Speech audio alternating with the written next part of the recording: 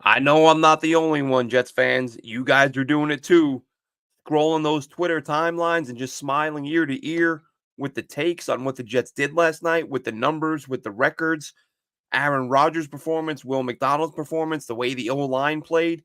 This was just a game where the Jets did exactly what they had to do and what they failed to do so many times in recent years. I'm Glenn Naughton with Jet Nation Radio and JetNation.com. Be sure to log into JetNation.com where you can register and become a part of what is the most active Jets message board on the web. So last night, we did the wrap up. Of course, we talked about the numbers from Aaron Rodgers, from everybody. We went over the number of guys he hit, eight different receivers. Everybody got involved, which is something that was missing the first couple of weeks. This stat came out last night. Now look, I've seen this tweeted out by several different outlets, so I don't know who had it originally. Um, but basically saying that what the Jets accomplished last night, um, 400 plus yards of offense, which I think we're all pretty well aware of that. If you watch the game, they did a really good job moving the football through the air and on the ground. 400 yards of offense. They had the ball for over 40 minutes. I believe the exact number was 40 minutes and 2 seconds. We went over that on the post game as well. Zero turnovers, allowed zero touchdowns, and had 7 sacks. All of those things combined have never been accomplished by a team in the Super Bowl era. That's how good the Jets were last night. And listen, I'm as excited as anyone. Like I said, scrolling up and down the Twitter feed today, kind of enjoying the fact that this team played the way they did last night. But let's not lose sight of the fact that this was against a Patriots team with a beat up O line. And I'm not trying to take anything away from the Jets. As I said, they did what they had to do. How many times in recent years, and we talked about this on our pregame show, or the day before the game, how so many times the Jets face undermanned, beaten up offensive lines, and they go in there and lay an egg, and they don't lay a hand on the quarterback. You get excited before the game. Oh, look, they're playing this team. They have their backup tackle, their third string guard, and a rookie center who's got 2 starts, and they have all these first rounders on the O line, and the quarterback on the other team walks out there without a speck of dirt on him. And you just, how many times have we seen that? And finally, last night, the Jets did what you're supposed to do. When you are a team that believes you're good enough to go to the Super Bowl and you're playing a team that you have infinitely more talent than in your building, you're supposed to stomp them. And that's exactly what the Jets did. I feel like, and I said this last night, they left points on the board. And I don't know if saying the Jets took their foot off the gas is the right way of putting it. But I felt like if the Jets had maintained their level of intensity, that game could have been. And again, Zerline missed a field goal. The penalty took him out of scoring range on the first drive. But watching that game, it could have easily been 31, 34-3. That's how good they played, but it shows they were imperfect and they have room for improvement, which is fine after week 3. So what the Jets did last night was sort of make a statement that, yeah, when we face these teams that we're much better than, that's the kind of result you're going to see. They should be much better. Listen, the Titans, I think, have a better front defensively than the Patriots. So a little bit different. Weren't as productive on offense. That was on the road, short week after California. So, the Monday night game in San Fran. So, some extenuating circumstances. You're on the road against a team with a decent defense. And they got the job done and beat them. Then you come home and you pound the Patriots, which is exactly what we'd hoped for. And Aaron Rodgers, again, I talked about it last night, said it on the forums of Jet Nation. The best part of last night's game to me, watching that, was the way Aaron Rodgers moved. You didn't see the limping, the gimping that we saw week 1, where you're kind of like, how long is this going to last? Where he's not entirely comfortable. He's not completely confident in navigating inside, outside the pocket. Ran the ball a few times last night for some big gains. So it was nice to see, again, some record-setting performances collectively as a team. Big time performance for them on prime time with the whole country watching. Who we're not hearing from very much today? Having mentioned looking at the timeline and how much fun it is to see the positivity and the stats and the pictures and the videos and the takes.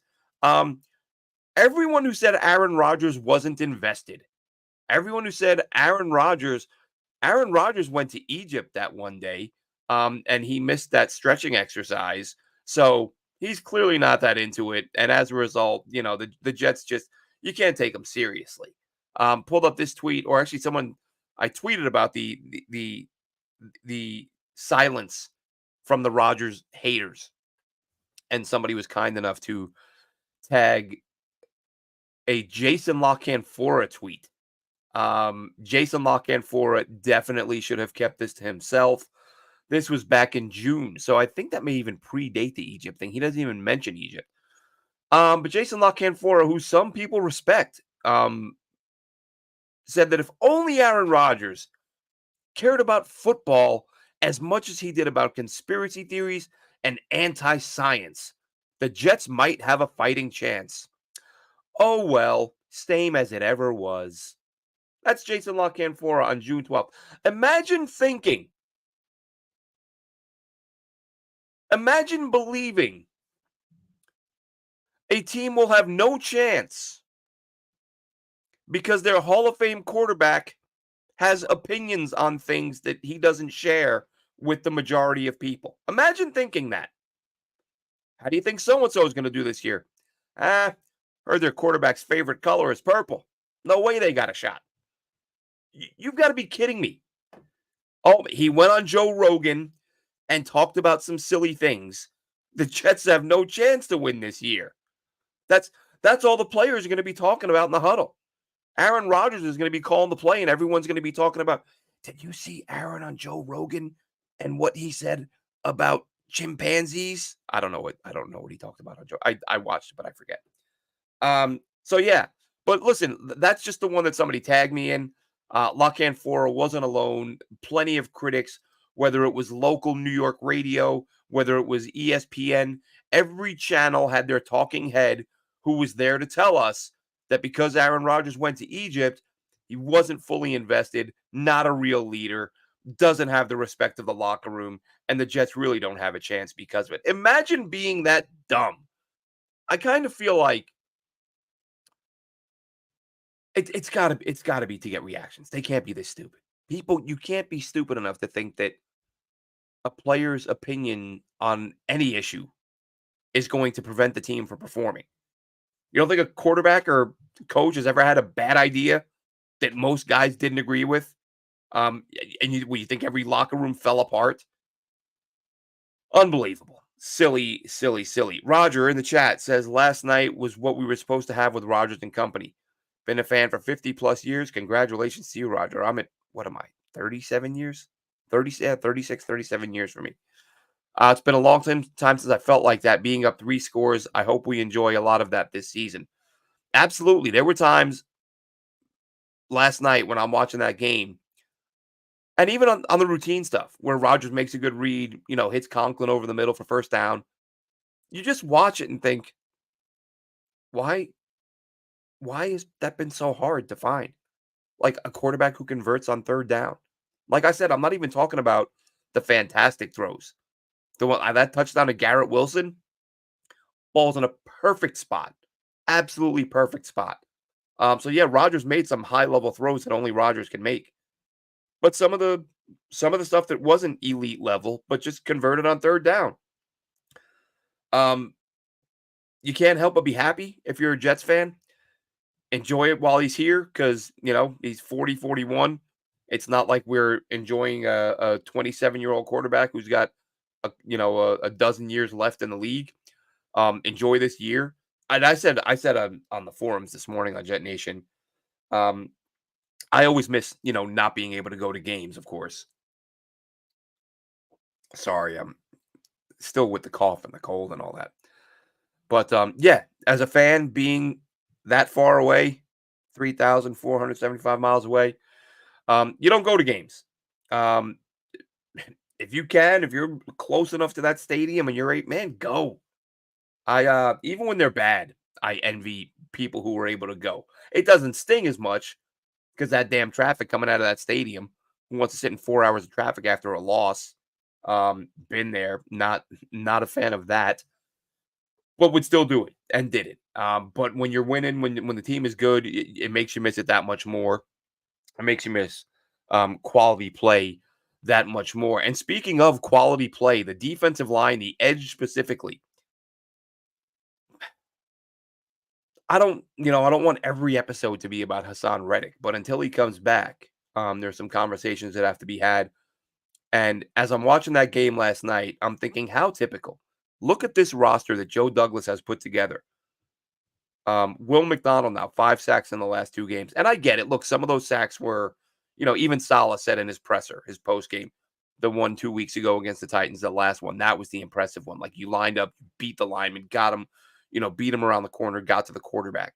Whereas the other one was sort of McDonald drops back, recognizes that Levis is going to take off and gets him before he gets to the line. It's a sack.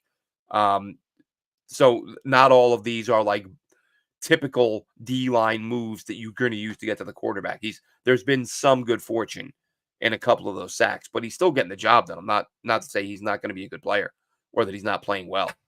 But as I'm watching Will McDonald last night, I can't help but think, damn it, Jermaine Johnson's at home with the Achilles, and Hassan Reddick is at home or in Japan or wherever, just losing money and not on the field. And there's that part of you, there's no point worrying about it.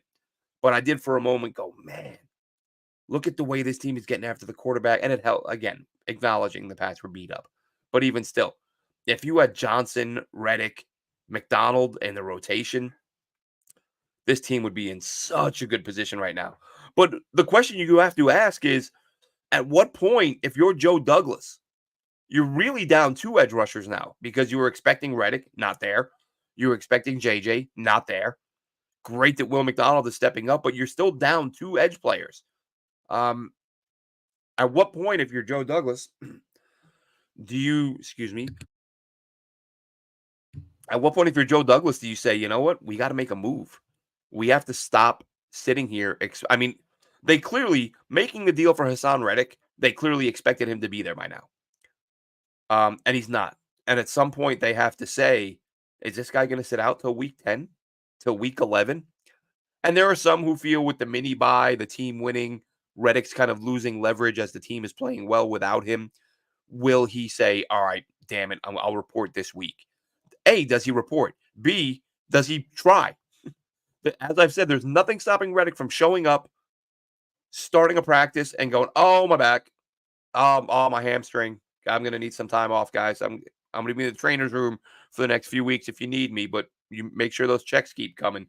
Although he doesn't get checks for a little while. That was something I was unaware of. If you hadn't heard, I think it was Zach Rosenblatt. Could be wrong. He said a couple weeks ago. For those of you wondering how the Hassan Reddick fines work, he doesn't show up with a check for 6, 7, 8 million, whatever he owes the Jets. He doesn't show up with that. He just doesn't get paid until they've taken enough salary out of his yearly salary to get caught up on what he owes the team. And then he'll start getting his regular game checks. So you figure 870,000, whatever, 780, somewhere in there, somewhere in the 800,000 range. And he's fined for about 8 million. Well, I think he's around 7 million in fines right now. He might not be getting, if he showed up this week, he might start getting paid like money for his pocket in week 15, 16. That doesn't sound ideal, but that's where they are right now, unless I'm doing my math wrong. That's right? About 800,000, fines are at 7, 8 million. That should be 10 checks. Anyway, whatever it is, Reddick's losing a lot of money. There's no way the Jets anticipated this would happen. Let's see.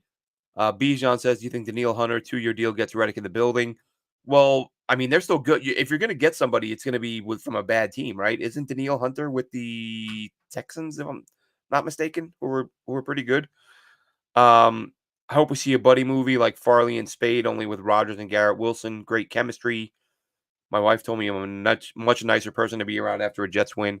That's from Roger. I've been saying for years, and I say it jokingly, but it's kind of true. I allow this team's performance to have way too big of an effect on my life, on my mindset. I really do. And I think a lot of diehard, insane fans like myself, apparently you as well, Roger. I really got to shake that and not let their poor play have me walking around mad. Bijan says, how about flipping a late round pick for Clowney at the deadline? Now, just jumping ahead real quick, I saw that question, Roger. If Reddick doesn't play a single down, do we have him under contract next season? Depends on when he comes in. If he doesn't play a single down because he never showed up, yes, he's under contract. If he shows up and says he's injured and can't play, and now listen, this has gone back and forth a few times. I've read different people's comments, writers, other bloggers, had conversations with people. Nobody sort of no what's the word? I haven't heard an authority on the topic address this, but here's what I found. And people are telling, oh, look, I found this on Reddit. I found this here. I found it. What I found on NFL.com, and it wasn't a rule book, it was an article, but it was an article on NFL.com about a holdout from a couple years ago, I believe. And it said that a player must participate in, or not participate, must be active, like on the, like show up to the building and say, I'm here to play football. And you can say you're hurt after that. It's even if you're on IR, it counts. But it must be for 6 games.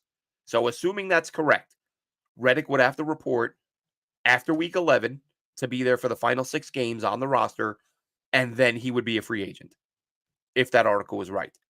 If he doesn't show up at all, or he shows up after that point, then he doesn't get credit for the year, and he's not a free agent, and the Jets still have his rights. So that's why I don't think there's any way he allows that to happen. He is not going to let the Jets maintain his rights again next year. So he might just say, okay, I will come in the last possible day, which will be week 11 or to be 12, whatever it would be. And then I'll get my final 6 weeks, and then I'll be a free agent. So we'll see how he proceeds. And listen, we've had this conversation on the air with myself and Dylan Terman, Chris Schubert. What would that do to Reddick? Would anyone sign him if he did that? I think somebody would. I think a team who, well, he'd have to work out. Like teams would bring him in and say, what do you got? And he'd have to show them he's still explosive. He's still got all the moves. And then somebody would say, okay, we don't care that he sat out last year. We don't care that he pretended he was injured. We know why he did that. He did that because he wanted 20, however many $1 million, and he was only getting 15 after the fines, maybe 6, 7, 8, whatever it'll be. So you don't not sign a guy because he was angry at a different team. You say, well, that's not our problem. He didn't play for them because they didn't pay him. We're going to pay him if he shows that he can still move the way we want him to. And then he'll get a deal. It's not like Hassan Reddick's not going to be a free agent all year next year, begging someone to sign him because teams are going, what you did to the Jets last year was wrong, and we're not going to have it. That's not going to happen. So back to the Clowney thing. That's what I was going to touch on, Bijan. Do the Jets make a move? Do the Jets make a trade? Too early now. Nobody's really out of it. Now, look, Clowney, Carolina could be the exception. They're benching their quarterback. They look terrible. They're getting outscored by 1,000,000 points. You might be able to get him in a couple weeks. Like that team starts 0-4. You might be able to get Clowney. And someone mentioned him on the chat last night. And someone also mentioned him on Twitter the other day. And it's a fair point. It's a veteran edge rusher. Big, powerful guy. Can set the edge, can get to the quarterback. Even if he doesn't do it as well as he did a few years ago, he can still be a factor, especially in this system where he wouldn't be playing, that he'd be getting rotated out and staying fresh. Another guy, we've joked about Bryce Huff because he's being such a disaster in Philly. I don't know if that'll happen because of how much Philly paid him. Like, are they going to hand him $17 million in cash and then trade him because, the Jets aren't going to give up a ton to get him. However, the other player who the Jets traded and gave away for nothing, John Franklin Myers. He was clearly happy here. The Jets loved him. There was no animosity, no hard feelings. Both sides took to social media to say, thanks for everything. We're going to miss you. Best of luck. Bo Nix is playing terrible. If Denver doesn't win, a few games, if they find themselves at, 1-4 or 1-5, and if Hassan Reddick isn't in the building by then, maybe Joe Douglas says, hey, you know what? We never should have traded him. We traded him because we thought Reddick was going to be in the building. Since Reddick has decided he doesn't want to be here, you gave us a 6. We'll give you a 5. Like you're going to gain capital, and give us a player who carries minimal cap hit. I looked earlier. If Denver were to trade JFM, it's like $2-3 million in dead money, and they save whatever $2-3 million by trading him. So it's not prohibitive cost wise, and it would bring a guy in who the Jets loved, who knows the system, who played well in the system. And again, long shot, it's not something you see very often, but Joe Douglas, I don't know that he can just sit there being down 2 edge rushers if Reddick doesn't come in this week And the Bills coming up, like you got Josh Allen coming up in a couple weeks. I get it. There's some games in between that. But if you win all of your games between now and Buffalo, and you got the Bills coming in, and all you have is Will McDonald as a true edge rusher who's getting the quarterback. If I'm Joe Douglas, and if the Broncos are flailing or Carolina's still flailing, I pick up the phone and say, look, we'd like JFM back, or what do you want for Jadeveon Clowney? Will you take a day 3 pick? He's a much older guy. He signs 1-year deals. Although he may have signed for 2, Carolina. I forget. I vaguely recall being surprised that he signed more than a 1-year deal when he did sign. But either way, it's a deal you can make. It's an asset you can acquire. Joe Douglas has to, at some point, in this Hassan Reddick ordeal. And as I said, I've seen a couple of tweets. Um, may have been Rich to me. I forget who. I'm not even going to say who. But I've seen a couple of tweets from people saying, I think Samini did say this is the perfect time for the Jets to re-engage with Reddick because they've got the 10-day break. Like, all right, let's sort this out. Let's hash through this. Maybe that happens. Maybe it doesn't. But if it doesn't, Joe Douglas at some point has to say, I need reinforcements on my edge because I don't have Reddick and I thought I would, and I don't have JJ and I thought I would. You can't just sit back and say, well, go ahead and get 2 or 3 sacks every week, Will McDonald. Not going to happen. Michael Clemens, let's give him a little credit. Clemens hasn't been a superstar, but he's been good. I thought he had some rough moments in the preseason. Started to wonder aloud, like, is he really going to be a lock to make the roster? Look, he's not a superstar, but as I say all the time, like every team is going to have a handful of players who aren't Pro Bowl, All Pro material. Just have to be a steady Eddie, as they say. Do what's asked of you. Do your job right. Limit mistakes and do more good than bad.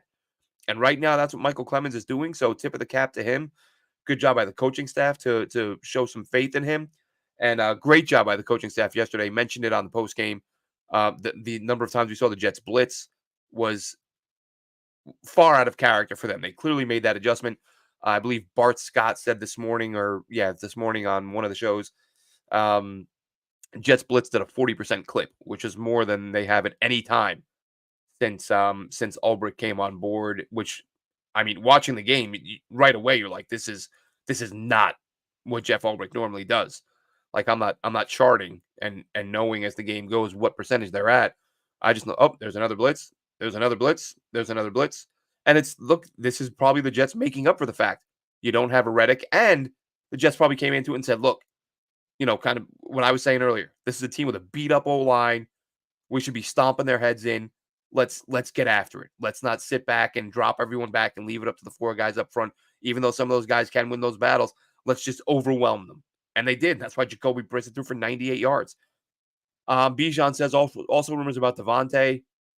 I talked about that last night. Bijan, I think Oakland doesn't look terrible right now. And if they're even around 500, why would they trade him? Like, as long as you're in the playoff race when the trade deadline hits, I don't see why you make that deal. Kind of like last year when the Jets didn't trade Bryce Huff, it was like you knew they weren't going anywhere, but mathematically they were still kind of in it.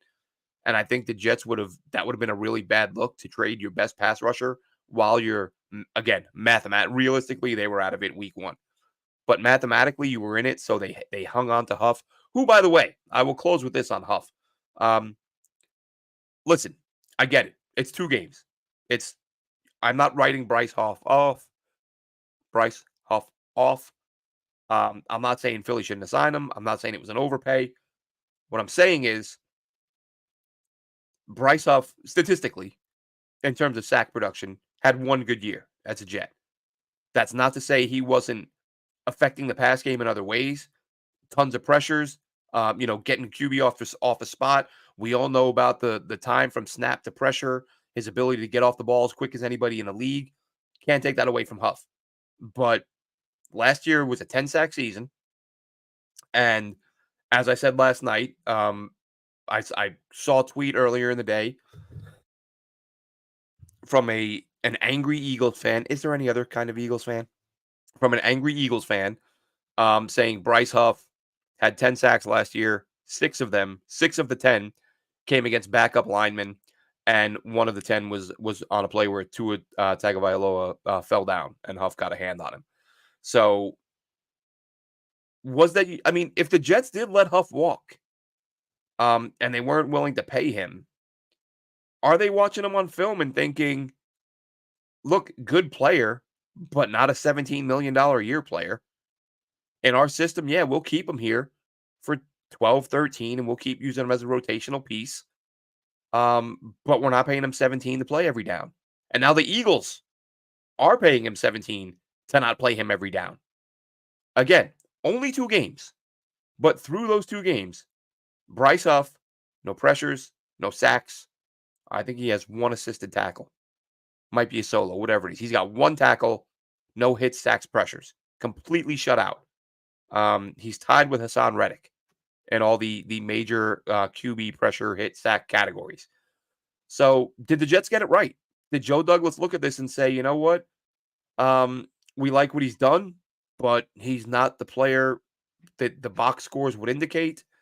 We'll see. We'll find out in time. And look, even if Huff has himself a 12 or 13 sack season, I still understand why the Jets did what they did. You have a guy who you believe is playing well because of the way you deploy him, the keeping him fresh, the rotating out, playing 60, 65%. He wants to play 80%. He wants to play more rundowns, and you don't believe he can do that. Then he's asking you to hurt your defense to help him. And if the Jets didn't want to do that, I'm not going to knock them for it. And Rich, how we doing, Rich? Good to see you, bud. Richard says could be scheme, which I said to somebody the other day. Look, I've only watched 40-minute breakdown on the Eagles because of I heard so many people talking about the loss against the Falcons, so I wasn't really focusing on Huff. But I did notice after a little while, I'm like, I'm not seeing Bryce Huff do anything. I'm not seeing the quarterback run away from him. I'm not seeing anything like that. But I said to somebody, look, different coaches, different system, um, different everything. Everything is new. Maybe that's why the slow start. But then you hear the Eagles defensive coordinator say he's got to earn his way back on the field. So they're obviously not that impressed with him. Paid $17 million for a guy who's now a backup. So maybe, just maybe, some of the work Huff did was due, or maybe the Jets felt that some of the work Huff did was due to some of the guys he was beating, and they didn't feel it was sustainable, and his body of work prior to that suggested he wasn't a 10-sack guy. So we'll see. We'll see what happens, but I think the accepted narrative of, oh my God, the Jets let an awesome dynamic playmaker go and they got nothing in return. Maybe they didn't. We'll find out. That'll do it for this one. I'm Glenn Naughton, Jet Nation Radio. As I said, check out the forums at jetnation.com, the most active on the web. Tons of loyal, screaming, crazy, fanatical Jets fans. Have a good one, Jets fans.